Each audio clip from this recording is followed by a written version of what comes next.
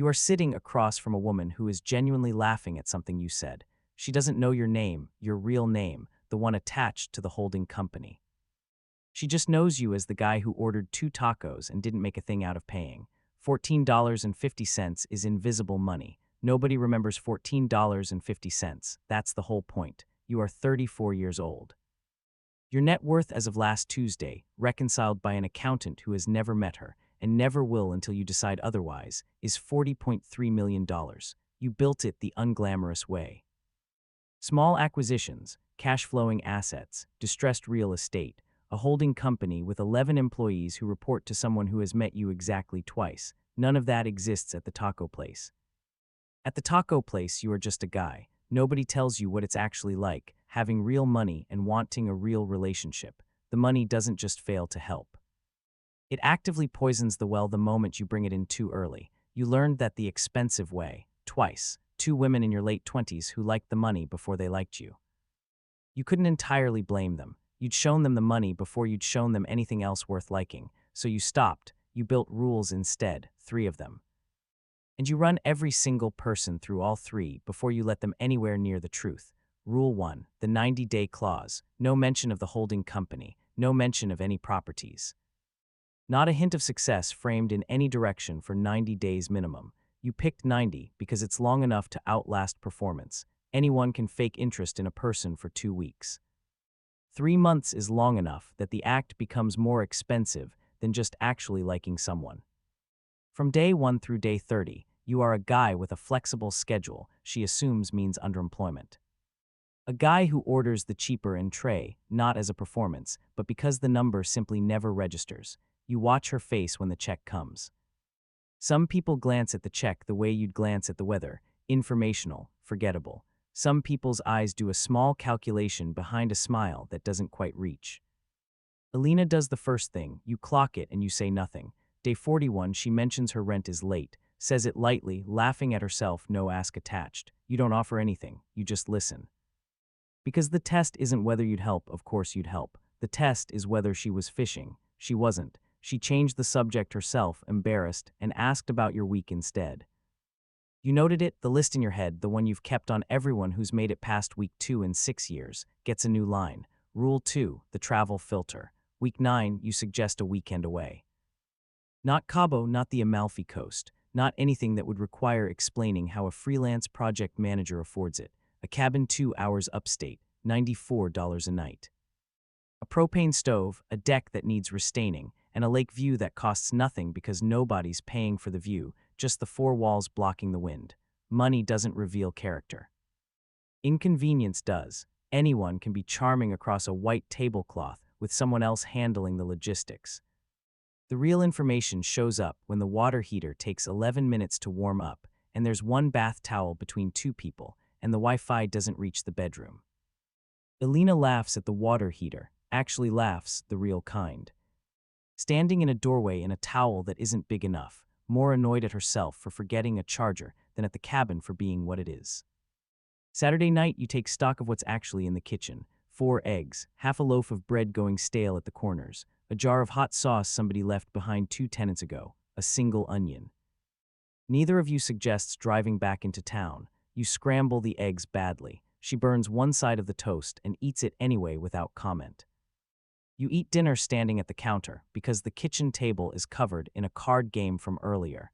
It's the worst meal either of you has had in months. Neither of you mentions it. Saturday, it rains the whole day. You find a card game in a drawer called Scuttle with rules neither of you fully understands, so you invent them as you go. And somewhere in the second hour of inventing rules to a game that may or may not have ever had real ones, you watch her completely forget to perform anything.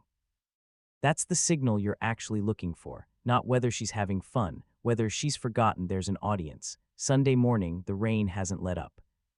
The drive home takes 40 minutes longer than it should. Alina spends most of it asleep against the window, waking only to ask if you have anything to eat in the car. You don't.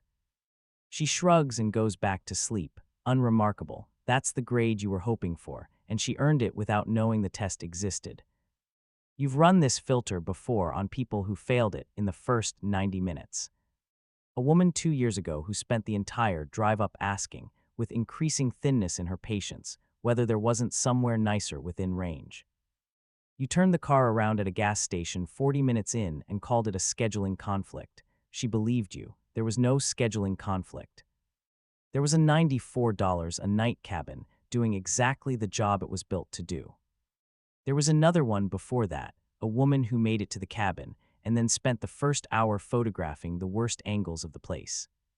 The kind of story where she'd be the good sport surviving something beneath her. You drove her home Saturday night instead of Sunday. You told her you had an early thing. You did not have an early thing. The cabin had already told you everything it needed to. Rule 3, the test of time. This one's quieter. And it costs you the most personally because it requires you to disappear a little on purpose. Week 12, you tell Alina you're slammed. A real-sounding kind of slammed, the believable kind.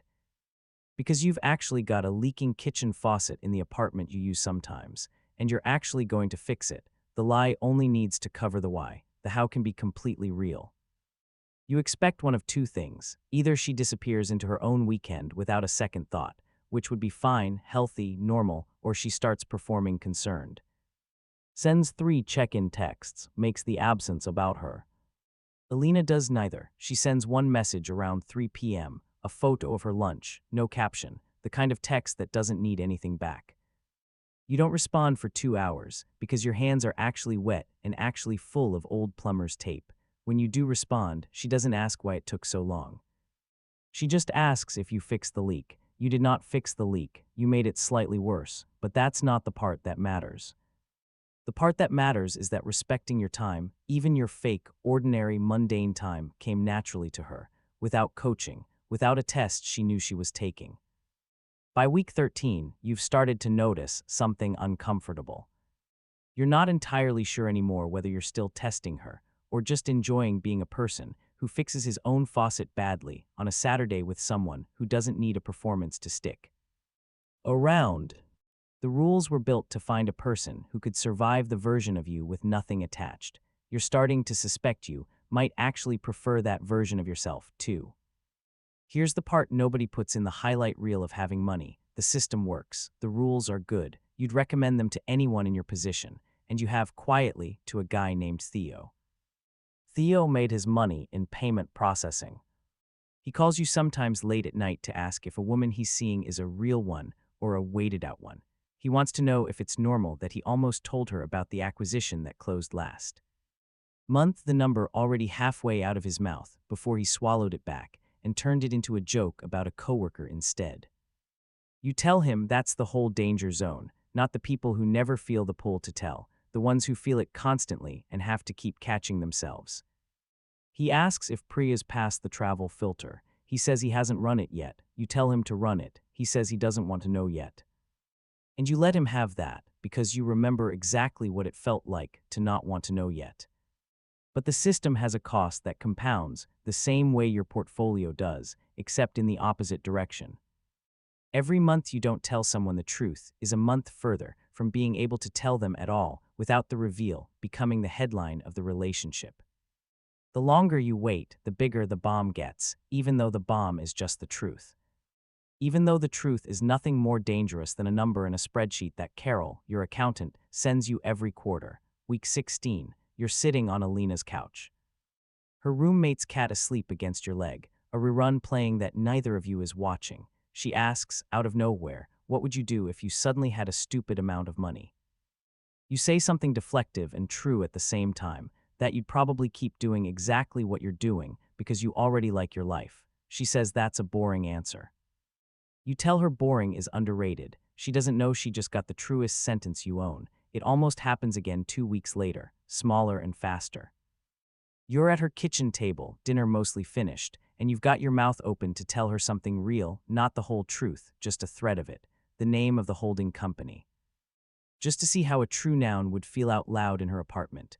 Then your phone buzzes on the table. Carol, about a tenant issue at one of the retail properties that can't wait until morning.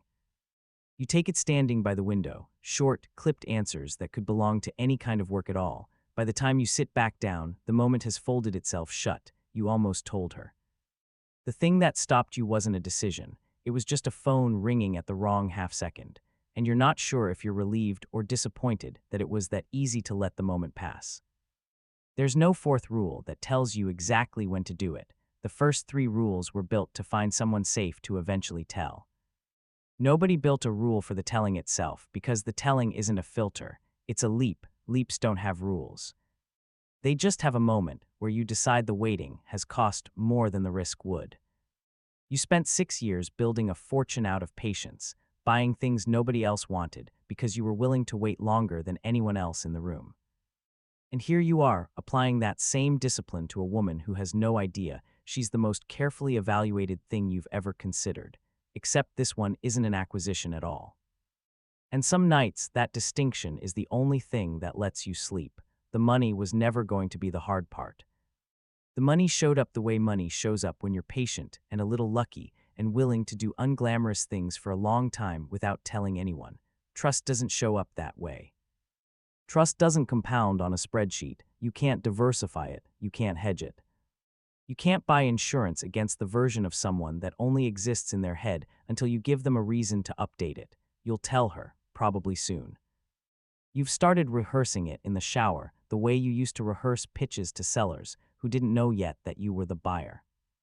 Except this time, you're the one who's been hiding the asking price. Somewhere tonight, some other guy with too much money and not enough patience is on a fourth date with a $300 wine list, watching someone's eyes light up at the bottle instead of at him.